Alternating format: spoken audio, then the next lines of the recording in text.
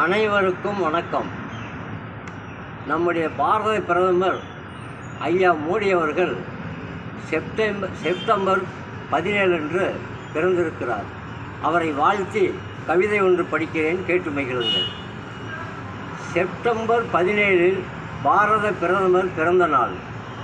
இது நாட்டு மக்கள் அனைவருக்கும் திருநாள். நான் அவரை நேரில் காண்பது என்னால், அன்று வாழ்விலே எனக்கு பொன்னாள்.